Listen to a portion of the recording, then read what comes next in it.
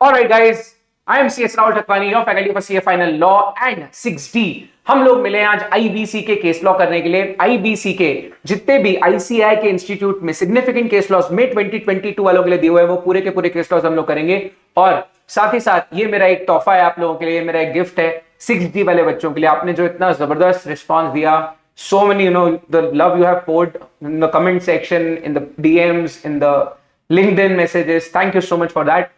तो मेरी तरफ से 6D वाले बच्चों के लिए एक बहुत बेहतरीन गिफ्ट आ रही है। जितने भी केस लॉस हैं आईबीसी के, रेरा के, बेनामी ट्रांजैक्शन के, फेमा के, वो पूरे के पूरे केस लॉस मैंने आपके लिए समरी नोट्स में बना दिए हैं और वो सभी के सभी केस लॉस को कंसाइज और शॉर्ट सिंपल वे में आपके सामने यूट्यूब पे मैं प्रेजेंट कर रहा हूं। I am very very very sure you will absolutely love it. मैं आपको जल्दी से बता दूं मेरे बारे में तो आप जानते हैं, मैं post graduate in securities loss, competition law में मैं एसोसिएट डिग्री है मेरे पास। साथ ही साथ I am a qualified company secretary. I have 11 years of teaching experience and Unacademy में आपका स्वागत है। अनअकैडमी का टेलीग्राम चैनल नहीं ज्वाइन किया है तो जरूर ज्वाइन कर लें, क्योंकि सारे अपडेट्स मेरे सेशन से रिलेटेड यहीं आपको मिलते रहेंगे। और मेरे प्लस बैचेस शुरू हो चुके हैं। लॉ का बैच हमारा स्टार्ट हो गया नवंबर 2022 के लिए और मई 2023 के लिए। जबरदस्त रिस्पांस है। जो हम रात को मिलते हैं 9 से 11, जबरदस्त एक जबरदस्त रमा हुआ है, मजा आ रहा है सबको और उसमें हम लोग बहुत ही मजे कर रहे हैं। जरूर आप उसको ज्वाइन कीजिए। प्लस सब्सक्रिप्शन आप अनअकैडमी के ज्वाइन करने के लिए मेरा कोड यूज करें राहुल108। और अगर आप मेरा कोड यूज करते हैं, आपके लिए आज बहुत सारी चीजें मैं लेकर आया हूं। अगर आप मेरा कोड यूज करते हैं राहुल108 तो आपको 20% डिस्काउंट मिल जाएगा। लेकिन ये 20% का जो डिस्काउंट आएगा ये सिर्फ और सिर्फ 2 या 3 दिन के लिए चलने वाला है। 19 मई के पहले आपको ज्वाइन करना होगा। अगर आप 19 मई के पहले ज्वाइन करते हैं आपको मिल जाएगा 20% ऑफ, ठीक है। और मेरी जो बैच है उससे रिलेटेड आपको कोई भी डाउट है, लॉ में नोट्स कैसे रहने वाले हैं, डिस्काउंट कैसे अवेल करना है, कोड यूज कैसे करना है, कोई भी आपको डाउट जा रहा है, मुझे टेलीग्राम में आप कॉन्टैक्ट कर सकते हैं। मेरा टेलीग्राम चैनल का भी लिंक मैं आपको बता दूंगा, तो आप मुझे वहां कॉन्टैक्ट करें। मेरी बुक्स आपको कैसे मिलेगी मेरा कोड यूज करने पर, या मेरा कोड यूज करने पर आपको कौन से एक्स्ट्रा फीचर्स मिलने वाले हैं वो आपको मैं बता दूंगा। तो सबसे पहले तो मैं आपको बता दूं, अगर आप राहुल108 कोड यूज करते हैं तो आपको ग्रुप 1 में लॉ के साथ मिलेगा SFM, FR, ऑडिट के सारे लेक्चर, सारे के सारे फैकल्टीज के फ्री एक्सेस आपको मिल जाएंगे अनअकैडमी पे। तो आप पूरा मॉड्यूल 1, पूरा ग्रुप 1 जो है वो आपको अराउंड 10,000 में मिल जाता है। उससे भी शायद कम हो जाता है डिस्काउंट के बाद, अगर आप मेरा कोड यूज कर लेते हैं। साथ ही साथ अगर आपको कोई भी बैचेस ज्वाइन करनी है, अगर आपको ग्रुप 2 ज्वाइन करना है तो भी आप मेरा कोड यूज कर सकते हैं राहुल108। 6D के भी मेरे लेक्चर्स आपके लिए रहेंगे ही रहेंगे, ठीक है। चलिए अब काम की बात करते हैं। मैंने आपके लिए एक ये as I said the sort of love that you guys have poured, ये मेरी तरफ से आप लोगों के लिए गिफ्ट है। जितने भी मई 2022 के केस लॉस दिए हुए हैं इंस्टीट्यूट के मटेरियल में, वो सारे के सारे वीडियोस, वो सारे के सारे पूरे 70-75 केस लॉस जो हैं वो मेरे हैंड रिटन नोट्स में स्पेशली मैंने आप लोगों के लिए वो नोट्स बनाए हैं। वो सारे के सारे नोट्स मैं आपको दे दूंगा। मेरा टेलीग्राम चैनल जो है ये अनअकैडमी का ऑफिशियल चैनल ही है मेरा, इसको आप ज्वाइन करिए। राहुल ठकवानी नाम से ही है, लास्ट में सिर्फ CA लगा देना। ये CA फाइनल वालों के लिए एक्सक्लूसिव चैनल है जो लॉ और 6D के लिए रहने वाला है, ठीक है। सो जैसा आप देख सकते हैं, आप ये टेलीग्राम ग्रुप में जाएंगे 6D IBC केसेस में आपको दिख जाएंगे, मई 2022 के आपको दिख जाएंगे। राहुल ठकवानी, लास्ट में सिर्फ CA लगा देना तो आपको ये नोट्स मिल जाएंगे। अब चलते हैं हम लोग भाइयों जल्दी से केस लॉस को सॉल्व करने के लिए। आ जाइए क्लास। तो हैंड रिटन में मैंने इसे कंसाइज कर दिया है, क्योंकि ऑफकोर्स टाइम की कमी रहती है और हमको पूरे के पूरे केस लॉ देखने 70-75 केस लॉस हैं कुछ, तो हम लोग शुरू कर लेते हैं। फर्स्ट केस लॉ जो है भाइयों वो है Swiss ribbons private limited and other versus union of India का। इसमें एक बहुत इंपॉर्टेंट क्वेश्चन रेज हुआ। इस जजमेंट में जो मेन सब्सटेंस है, ये जो केस है इसका main substratum, main substance, main issue, main question जो अराइज हुआ वो ये है कि क्या insolvency and bankruptcy code operational creditors और फाइनेंशियल क्रेडिटर्स के साथ दोनों ऑपरेशनल क्रेडिटर्स के साथ क्या सौतेला व्यवहार किया जाता है? क्या ऑपरेशनल क्रेडिटर्स को हम लोग उतनी मान्यता नहीं दे रहे, उतने अधिकार नहीं दे रहे जितने उनको मिलने चाहिए? तो एक सवाल उठा कि कॉन्स्टिट्यूशन ऑफ इंडिया के हिसाब से ऑपरेशनल क्रेडिटर्स ने बोला कि राइट टू इक्वालिटी जो है ये हमारा संवैधानिक अधिकार है, और ऑपरेशनल क्रेडिटर्स ने ये क्वेश्चन रेज किया कि फाइनेंशियल क्रेडिटर्स जितने उन्हें अधिकार क्यों नहीं मिलते और उन्हें वो अधिकार मिलने चाहिए। ऐसा उनका कंटेंशन था, ऐसी उनकी दलील थी, ठीक है। तो आपको पता ही है कि फाइनेंशियल क्रेडिटर्स के पास ही वोटिंग राइट्स रहते हैं। कमिटी ऑफ क्रेडिटर्स में फाइनेंशियल क्रेडिटर्स के पास ही वोटिंग राइट होते हैं, ऑपरेशनल क्रेडिटर्स के पास उतना वोटिंग राइट्स नहीं होते। यही मेन इशू था कि ऑपरेशनल क्रेडिटर्स जो हैं क्या उनके साथ डिस्क्रिमिनेटरी बिहेवियर है, अनफेयर तरीके से उनको ट्रीट किया जा रहा है आईबीसी के अंदर। और बेसिक जो उन्होंने बात उठाई वो ये उठाई कि उनके संवैधानिक अधिकार जो हैं, राइट टू इक्वालिटी आर्टिकल 14 के अंदर में, उसका हनन हो रहा है, उससे उन्हें वंचित किया जा रहा है। तो ये सवाल उठा और इसका केस में क्या आंसर आया, क्या जजमेंट आई, मैं आपको बता देता हूं। तो ऑफ कोर्स यार, ऑपरेशनल क्रेडिटर्स और फाइनेंशियल क्रेडिटर्स में, ऑपरेशनल डेट और फाइनेंशियल डेट में भारी अंतर होता है, बहुत भयंकर डिफरेंस होता है। सबसे पहली बात तो यह है कि फाइनेंशियल क्रेडिट जो है, फाइनेंशियल डेट जो है, सीधी बात है भाई, जब फाइनेंशियल डेट आप वापस करते हो तो बैंक्स और फाइनेंशियल इंस्टीट्यूशंस को जब कर्जा वापस मिलता है तो बैंक्स और फाइनेंशियल इंस्टीट्यूशन उस पैसे से और दूसरे एंटरप्रेन्योर्स को, दूसरे बिजनेसेस को फंडिंग करती है, जिससे हमारी इकोनॉमी की ग्रोथ होती है। यही बात लिखी हुई है, there is indeed a difference between financial debt and operational debt. Indeed दोनों में बहुत डिफरेंस होता है। और फाइनेंशियल डेट रीपे करने से वही पैसा बैंक, फाइनेंशियल इंस्टीट्यूशन हमारी इकोनॉमी में वापस इन्फ्यूज करते हैं, जिससे हमारे एंटरप्रेन्योर्स को उनके बिजनेस के लिए फंडिंग मिल जाती है। इसी रैशनल है जिसकी वजह से आईबीसी में फाइनेंशियल क्रेडिटर्स को ज्यादा तवज्जो दी जाती है, क्योंकि उससे इकोनॉमी पे बहुत इंपैक्ट पड़ता है, इकोनॉमी को उससे बहुत ग्रोथ मिलता है। और आईबीसी के ऑब्जेक्ट, आईबीसी के मकसद के हिसाब से, आईबीसी के ऑब्जेक्ट के हिसाब से ही फाइनेंशियल क्रेडिटर्स को अधिकार दिए गए हैं। इसीलिए एक इंटेलिजेंट डिफरेंशिया है, या हम ऐसा कह सकते हैं वैलिड रीजन है जिसकी वजह से फाइनेंशियल क्रेडिटर्स को ज्यादा अधिकार मिलते हैं। तो इसमें जजमेंट आ गया है, आर्टिकल 14 जो है इंडियन कॉन्स्टिट्यूशन का, जो कि राइट टू इक्वालिटी के बारे में बात करता है, उसका उल्लंघन नहीं होता है। They are not being infringed, they are not being infracted. Right to equality का किसी प्रकार का हनन नहीं हुआ है। तो ऐसा माना गया कि वैलिड रीजंस है फाइनेंशियल क्रेडिटर्स को और ऑपरेशनल क्रेडिटर्स को अलग अलग ट्रीट करने के। दूसरा केस लॉ जो है भाइयों, ये केस लॉ बहुत ज्यादा इंपॉर्टेंट रहने वाला है।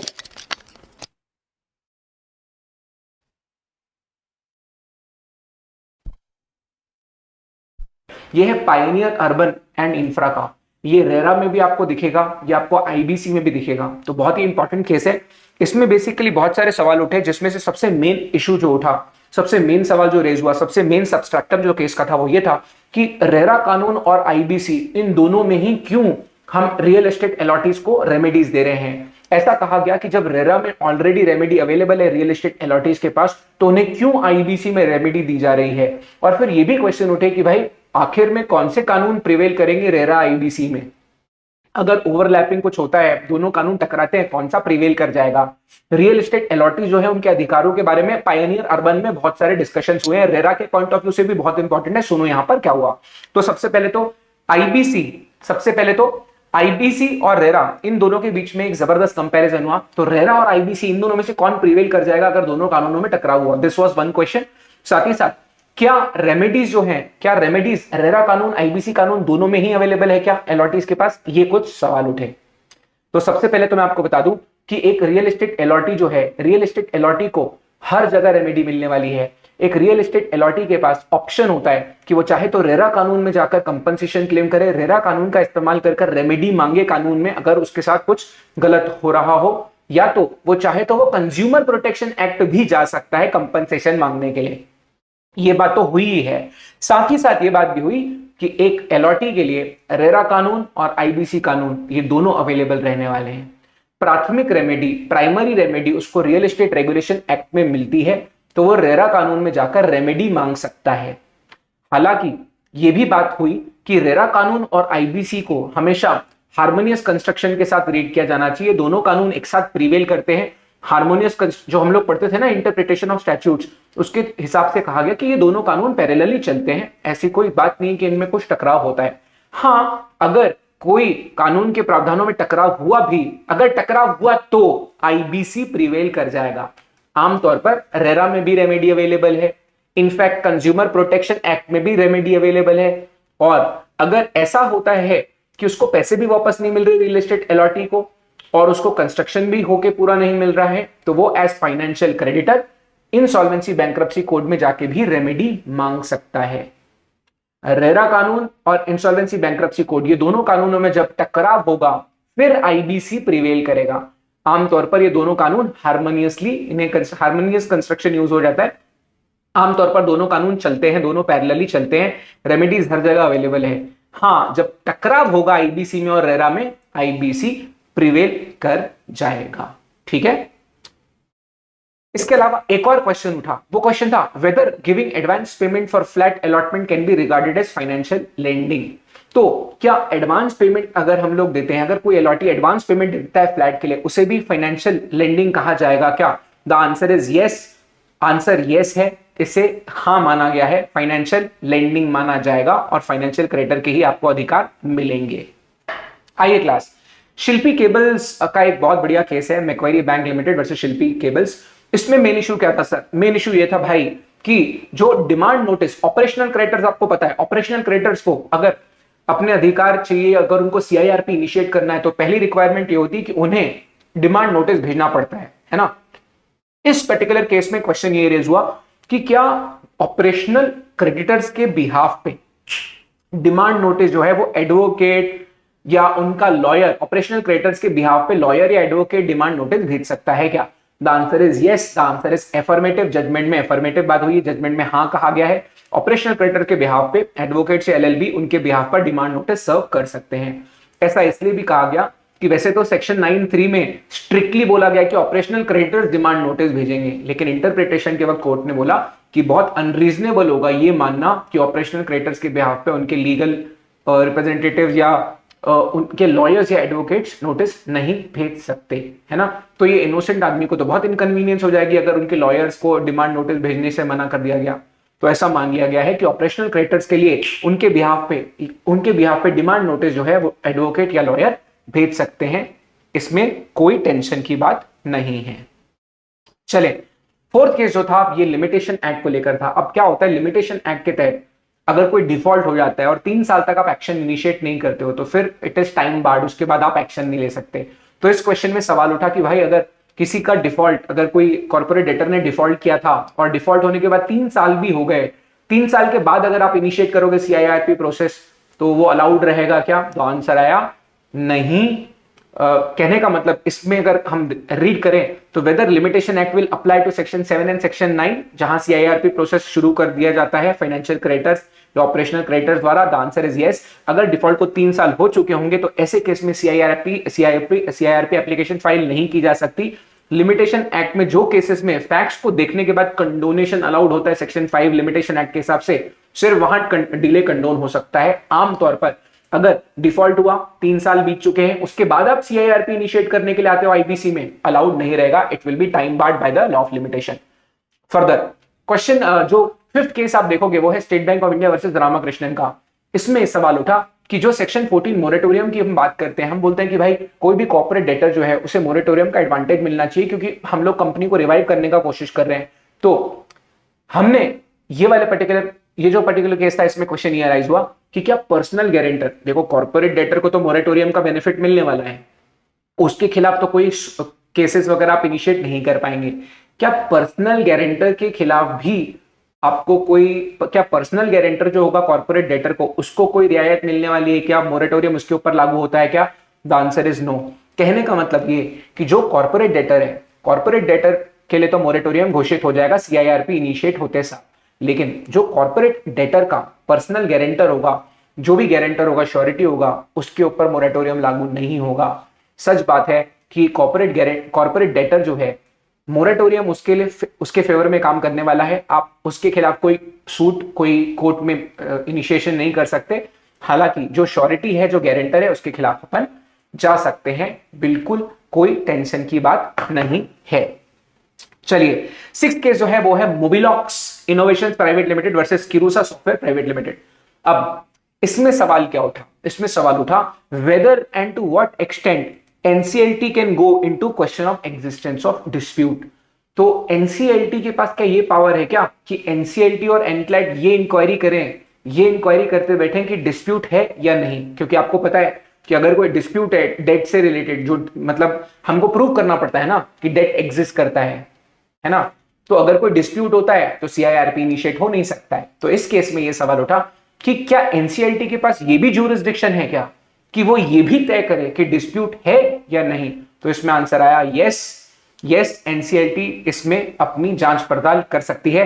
Honourable supreme court has held कि जब डिस्प्यूट को देखा जाता है, डेट से रिलेटेड डिस्प्यूट एग्जिस्ट करता है या नहीं, इसमें यह देखा जाता है कि यार सही में डिस्प्यूट है, रियल में डिस्प्यूट है, डिस्प्यूट के एविडेंसेस है, या कोई एक पार्टी सिर्फ एक लूज फीबल आर्ग्यूमेंट अपनी तरफ से पेश कर रही है विदाउट एनी एविडेंस, है ना। तो डिस्प्यूट है या नहीं एनसीएलटी बिल्कुल चेक करेगी, और एनसीएलटी चेक करते वक्त क्या देखेगी, भाई जेन्युइनली कोई डिस्प्यूट होना चाहिए और डिस्प्यूट का कोई एविडेंस होना चाहिए। ऐसा नहीं है कि बहुत फीबल आर्ग्यूमेंट आपने अपनी तरफ से प्रेजेंट कर दिया कि नहीं नहीं दैट तो डिस्प्यूटेड है, ऐसा नहीं होना चाहिए। इसीलिए लिखा है whether there is a plausible contention which requires further investigation and that is a whether there is a dispute or not, ऐसा देखा जाएगा। तो and that the dispute is not patently feeble argument or mere assertion of fact unsupported by evidence। तो NCLT जरूर जांचेगी, जरूर जांच पड़ताल करेगी डिस्प्यूट है या नहीं इस पर्टिकुलर चीज को जांचने के लिए, ठीक है। तो डिस्प्यूट जो है वो सपोर्टेड बाय एविडेंस होना चाहिए, मियर अ फीबल आर्ग्यूमेंट कि हाँ डिस्प्यूटेड है ऐसा नहीं चलता। एनसीएलटी बोलेगी भैया एविडेंस दिखाओ डिस्प्यूट है या नहीं। Next case is Shashidhar versus Indian overseas bank. इसमें मेन इशू क्या था, मेन इशू ये था कि भाई what is the scope of NCLT to inquire into justness of rejection of resolution plan. तो इसमें एक बहुत इंपॉर्टेंट सवाल उठा। आपको पता ही है कि फंडामेंटली पूरा इंसॉल्वेंसी बैंक्रप्सी कोड जो है वो क्रेडिटर्स को एम्पावर कर देता है ना। इंसॉल्वेंसी बैंक्रप्सी कोड का जो एक बेसिक मैक्सिम है वो यही है ना, creditors in control, debtor in position नहीं, क्रेडिटर्स इन कंट्रोल। तो क्रेडिटर्स को हम कंट्रोल दे देते हैं, मेन डिसीजन मेकिंग उनको दे देते हैं। तो रेजोल्यूशन प्लान जो है क्योंकि उनका पैसा फंसा हुआ है, तो रेजोल्यूशन प्लान को अप्रूव करने की जो अथॉरिटी है वो हमने किसको देके रखी है, क्रेडिटर्स को देके रखी है। कमिटी ऑफ क्रेडिटर्स अगर 66% से वोटिंग कर देते हैं तो रेजोल्यूशन प्लान पास हो जाता है ना। तो इस पर सवाल उठा कि अगर कमिटी ऑफ क्रेडिटर्स ने कोई रेजोल्यूशन प्लान को अप्रूव कर दिया है तो वो प्लान को अप्रूव करने के बाद क्या एनसीएलटी बोल सकती है कि नहीं ये प्लान अच्छा नहीं लग रहा है, इससे बेहतर प्लान हो सकता है?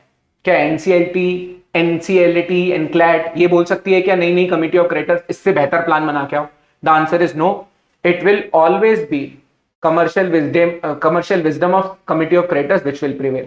याद रखिए इस बात का कि commercial wisdom of committee of creditors will prevail. जो भी कमिटी ऑफ क्रेडिटर्स ने 66% मेजोरिटी से फैसला लिया होगा रेजोल्यूशन प्लान बनाकर, जो भी रेजोल्यूशन प्लान उन्होंने अप्रूव किया होगा, दैट विल प्रिवेल। एनसीएलटी और एनसीएलटी को इस बात का कोई ज्यूरिसडिक्शन नहीं मिला हुआ है कि वो लोग ये तय करें कि कमिटी ऑफ क्रेडिटर्स ने जो रेजोल्यूशन प्लान बनाया है वो अच्छा है या नहीं।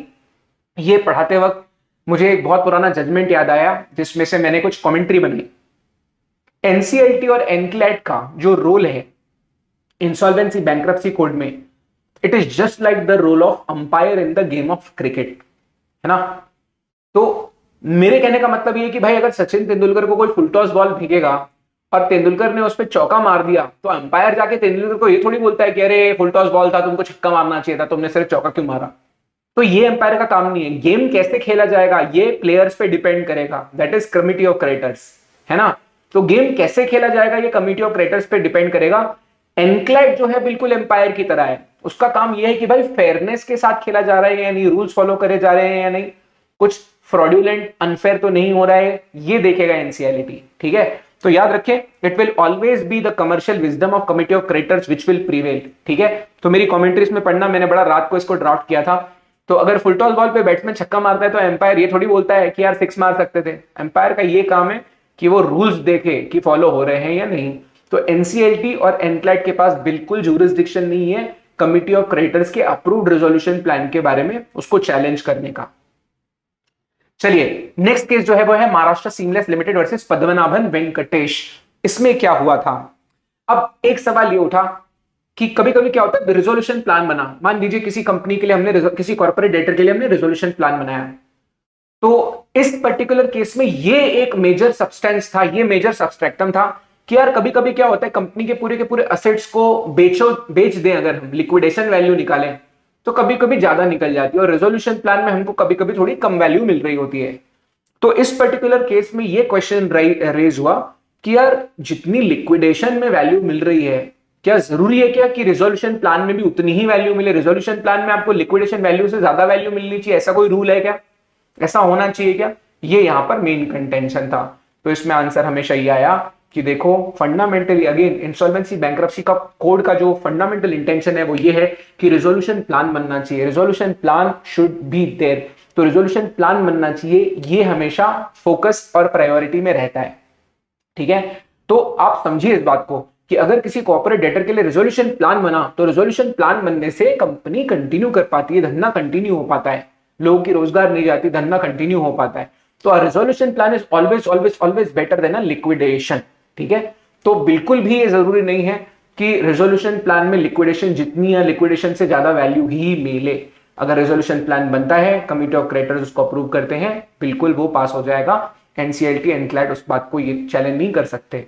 तो याद रहे भाइयों, जब बिजनेस बंद हो जाता है, धंधा बंद हो जाता है, तो उसके सिर्फ इकोनॉमिक नहीं बल्कि सोशल कॉस्ट भी होते हैं, लोगों की इंप्लॉयमेंट वगैरह भी जाती है। इसीलिए रेजोल्यूशन प्लान को ज्यादा प्रायोरिटी दी जाती है। रेजोल्यूशन प्लान में अगर लिक्विडेशन से थोड़ी सी कम वैल्यू भी क्रिएट होती है, अगर थोड़ा सा कम पैसे क्रेडिटर्स को वापस मिल पाते हैं रेजोल्यूशन प्लान में, इसका मतलब ये नहीं है कि रेजोल्यूशन प्लान अच्छा नहीं है। ठीक है, तो सर क्या यह जरूरी है कि रेजोल्यूशन प्लान में लिक्विडेशन वैल्यू मिलनी ही चाहिए या लिक्विडेशन वैल्यू जितनी मिलनी ही चाहिए? बिल्कुल जरूरी नहीं है।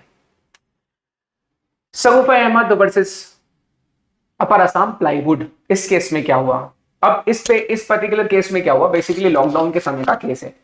अब यार आपको सबको पता है कि अगर एनसीएलटी के ऑर्डर से किसी को प्रॉब्लम है, वो 45 डेज के अंदर में एनसीएलटी एनक्लैट के पास जाकर चैलेंज कर सकता है ना। Any person agree by the order of NCLAT में prefer an appeal within 45 days, है ना। तो अब यहां पर इशू ये हुआ कि सबसे पहला क्वेश्चन तो ये अराइज हुआ कि भाई एनसीएलटी जिस दिन ऑर्डर पास करती है उसके विद इन 45 डेज में एनक्लैट जाना है, या एनसीएलटी का ऑर्डर जब पार्टीज को मिल जाती है, जब एनसीएलटी के ऑर्डर की सर्टिफाइड कॉपी पार्टीज को मिल जाती है उसके विद इन 45 डेज उनको एनक्लैट जाना है। तो सबसे पहला आंसर तो ये सिंपल है कि भाई जिस दिन कॉपी ऑफ ऑर्डर पार्टी को मिलती है, certified copy of order NCLT की जिस दिन पार्टी को मिलती है उसके विद इन 45 डेज उसको एनसीएलटी में अपील करना होता है। अब इस मामले में क्या हुआ था, इस केस में क्या हुआ था, अब एनसीएलटी की जो कॉपी थी, ऑर्डर की कॉपी थी, वो पार्टी को मिल गई थी 19 दिसंबर 2019।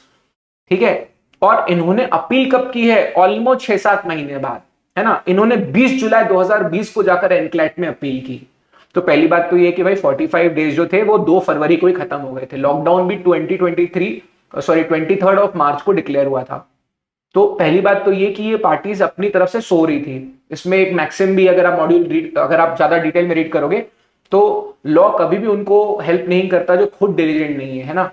तो लॉ हमेशा उनको हेल्प करने के लिए आता है जो खुद भी अपनी तरफ से डिलीजेंट है, जो खुद भी अपनी तरफ से एफर्ट कर रहे हैं। तो यहां पर ऑलरेडी 45 डेज 2 फरवरी को ही खत्म हो चुके थे। ठीक है, तो 45 डेज के अंदर में इनको अपील करना चाहिए था, और एनक्लैट के पास कोई पावर नहीं है कि वो 45 डेज से ज्यादा आपको कंडोन करें डिले। तो इस केस में पार्टीज ने क्या बोला कि यार लॉकडाउन वगैरह डिक्लेयर हो गया था और लॉकडाउन डिक्लेयर होने की वजह से हम लोग को डिले हो गया। तो इसमें एनक्लैट ने सीधे बोला भैया, इनफैक्ट ऑर्डर में, जजमेंट में सीधे ये बात आई कि भैया 45 डेज तुमको फरवरी में ही हो गए थे। फरवरी भी शुरुआत 2 फरवरी में 45 डेज खत्म हो चुके थे। तो पहली बात तो ये कि तुमको बहुत समय था तुम्हारे पास, तुम कभी भी अपील कर सकते थे। तो इन्होंने बोला कि यार जब से सरकार ने लॉकडाउन डिक्लेयर किया तो लॉ ऑफ लिमिटेशन में वो एक्स्ट्रा पीरियड मिल रहा है। तो इस केस में आया था भैया लॉकडाउन वाले दिन जो है वो लिमिटेशन पीरियड में काउंट नहीं होते हैं। लेकिन ऐसा थोड़ी लिखा है कि लॉकडाउन होने की वजह से आपको कंडोनेशन ऑफ डिले में मिल जाएगा। तो एक्चुअली पार्टी जबरदस्ती का फायदा उठाने की कोशिश कर रही थी लॉकडाउन वाले लिमिटेशन पीरियड का। इस केस में आया कि भैया अगर आप अपनी तरफ से सो रहे थे, डिलीजेंट नहीं थे अपनी तरफ से, तो लॉ आपकी हेल्प नहीं करती। आपको 45 डेज वे बिफोर लॉकडाउन खत्म हो चुके थे आपके। तो एनक्लैट के पास 45 डेज के बाद डिले कंडोन करने का कोई पावर नहीं है। और जो इन्होंने अपनी तरफ से दलील दी कि लॉकडाउन वाले समय के लिए सुप्रीम कोर्ट ने ऐसा निर्देश दिया है कि वो लॉकडाउन के जितने डेज है वो लॉ ऑफ लिमिटेशन में काउंट नहीं होने वाले। तो लॉ ऑफ लिमिटेशन में काउंट नहीं होने वाले हैं। ये वाले केस में तो पार्टीज की तरफ से नेग्लिजेंस था और वे बिफोर लॉकडाउन उनके 45 डेज खत्म हो चुके थे। ठीक है, तो याद रखें ये केस में क्या हुआ था। राजेंद्र नरोत्तम दास शेठ वर्सेस चंद्र प्रकाश जैन केस में क्या हुआ। अब बड़ा सिंपल मामला है। क्या financial creditors power of attorney अगर किसी को दे देते हैं तो क्या power of attorney holder financial creditors के बिहाफ पे सीआईआरपी एप्लीकेशन फाइल कर सकता है? क्या the answer is affirmative, the answer is yes, absolutely no problems. दूसरी बात, लिमिटेशन पीरियड की बात हुई है। दूसरी बात क्या हुई है, सुनिए ध्यान से। कॉर्पोरेट डेटर ने अगर डेट को एक्नॉलेज किया ठीक है, मान लीजिए डेट था, इस केस में जैसे डेट जो था 2008 के आसपास का था, अब पार्टीज के बीच में कोई डिस्प्यूट वगैरह चल रही होगी, तो याद रखना जब भी कोई पार्टी अपनी तरफ से डेट को एक्नॉलेज कर देगी, ठीक है, जब भी कोई पार्टी अपनी तरफ से डेट को एक्नॉलेज कर देगी, वहां से फ्रेश लिमिटेशन, 3 साल का लिमिटेशन पीरियड का वो जो डेज होते हैं वो वापस फ्रेश 3 साल का पीरियड शुरू होता है। ठीक है, तो कॉर्पोरेट डेटर ने अगर कोई डेट को एक्नॉलेज किया है तो उसके बाद 3 साल का एडिशनल समय मिल जाता है, मतलब लॉ ऑफ लिमिटेशन के तहत जो 3 साल के बाद आप बाहर हो जाते हो नॉर्मली। तो अगर कोई पार्टी पर कोई कॉर्पोरेट डेटर फ्रेशली बोलती है, एक्नॉलेज करती है डेट को, वहां से फिर से 3 साल होते हैं सीआईआरपी में कोई भी क्रेडिटर के पास। ठीक है, तो अगर डेट की एक्नॉलेजमेंट हुई है तो उसके बाद 3 साल तक आपके पास और होते हैं, आप जाकर with in 3 years CIRP initiate कर सकते हैं। Further, messrs innovative industries limited versus ICICI bank, इसमें क्या हुआ, Maharashtra relief undertaking special provision act और इंसॉल्वेंसी बैंक्रप्सी कोड का टकराव हुआ। कौन प्रिवेल कर जाएगा? सीधे सीधे इंसॉल्वेंसी बैंक्रप्सी कोड प्रिवेल कर जाएगा। ये जो लास्ट केस था ये भी बड़ा इंपॉर्टेंट, बड़ा इंटरेस्टिंग केस था, embassy property development versus state of Karnataka. इसमें क्या हुआ था, whether NCLT and NCLAT can inquire into questions of fraud in proceedings initiated under IBC.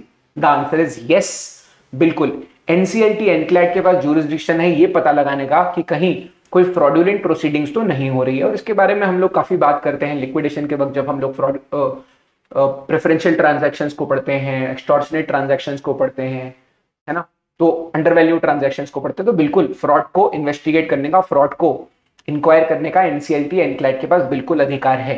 अब इसमें एक और क्वेश्चन ये राइज हुआ कि यार क्या हाईकोर्ट बीच में आ सकता है क्या? अगर इंसॉल्वेंसी बैंक्रप्सी कोड में पावर्स एनसीएलटी एनक्लैड को मिले हुए हैं तो हाईकोर्ट के पास कितना अधिकार है? क्या हाईकोर्ट इंटरफेयर कर सकता है रिट पिटिशन अगर कोई फाइल होती है तो? The answer is yes. आपको पता है कि रिट पिटिशन अगर कोई फाइल होगी तो हाईकोर्ट का जुरिसडिक्शन रहता है, हाईकोर्ट अपील्स को एंटरटेन कर सकता है।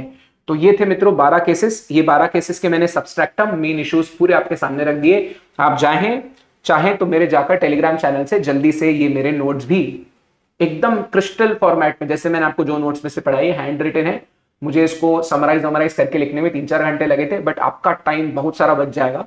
तो मेरे टेलीग्राम चैनल पे जाइए, इन नोट्स को डाउनलोड कर दीजिए। और जो भी आपके फ्रेंड्स हैं जो अभी बैचेस ज्वाइन कर रहे हैं, आपका सिर्फ इतना काम है कि उनको बताएं कि राहुल 108 कोड यूज करें। बहुत सारे बच्चे जो हैं वो मेरा कोड इसलिए नहीं यूज कर पा रहे हैं क्योंकि ऑलरेडी उनका कोई कोड दूसरा लगा हुआ होगा। तो जब भी आप क्लासेस ज्वाइन कर रहे हैं, जब भी आप प्लस का कोई सब्सक्रिप्शन खरीद रहे हैं, प्लीज एक्टिवली मेरा कोड यूज करें। और अगर आपको मेरे कोड से रिलेटेड कोई भी डाउट्स आ रहे हैं, डिस्काउंट कैसे मिलने वाला है, जो मैं एडिशनल 20% डिस्काउंट आपको बोल रहा हूँ कैसे मिलने वाला है, please reach out to me in Telegram. I will tell you specifically how you can avail discount. 20% का डिस्काउंट अभी मिल रहा है आपको, और मेरी तरफ से लॉ और 6D में आपको बहुत सारे एडिशनल बेनिफिट्स मिलेंगे, बट उसके लिए मेरा सब्सक्रिप्शन कोड यूज करना जरूरी होगा। मेरा सब्सक्रिप्शन कोड यूज करेंगे तो आपके 2 subjects will be taken care of. 2 subjects में पूरा का पूरा सब मटेरियल मेरे साइड से रहेगा। तो आप जरूर मेरा कोड यूज करें राहुल 108, और अपने सब जूनियर्स जितने भी फ्रेंड्स हैं उनको बताएं मेरे कोड के बारे में। मुझे अनअकैडमी ज्वाइन किए हुए 2 ही महीने हुए हैं, इसीलिए मेरा कोड अभी बहुत सारे बच्चों तक नहीं पहुंचा है। तो please help me reach out to lot of students. मैं आपके लिए बहुत एफर्ट्स डाल रहा हूं अपने तरफ से। मैंने टाइमर सेट किया था, आधे घंटे से बड़ा वीडियो बनाने वाला था। So guys, thank you from my side. हम मिलेंगे अभी अगले वीडियो के लिए। रेरा के साथ फेमा के साथ कंपटीशन लॉ, सबके वीडियो 6D के आपके पास पहुंचा दूंगा मैं अनअकैडमी के सीए फाइनल के यूट्यूब चैनल में। और एक और चीज आपसे रिक्वेस्ट है, प्लीज वीडियो को फैलाएं, प्लीज वीडियो को ज्यादा से ज्यादा लोगों तक पहुंचाएं, और help me reach out lot of students. ठीक है, this is CS Rahul Tapani of faculty for CA final law and 6D। आप डिसाइड करेंगे कि मैं कितने समय तक आपकी हेल्प कर पाऊंगा। अगर आप मेरा कोड यूज करेंगे राहुल 108 तो ही ये माना जाएगा कि आई एम टीचिंग नाइसली, मेरी टीचिंग से आपको समझ में आ रहा है। तो that is the only way we can exchange energies. तो अगर आपको लगता है कि मेरे वीडियो से आपको हेल्प होती है, अगर आपको लगता है कि किसी तरह से मैं अच्छा पढ़ा रहा हूं, तो मेरा कोड यूज करें। कोई भी अनअकैडमी पे स्पेशल क्लास जब आप ज्वाइन करते हैं, जब आप इनरोल करते हैं, तो मेरा कोड यूज लगाना ना भूलें। Rahul 108 is my code.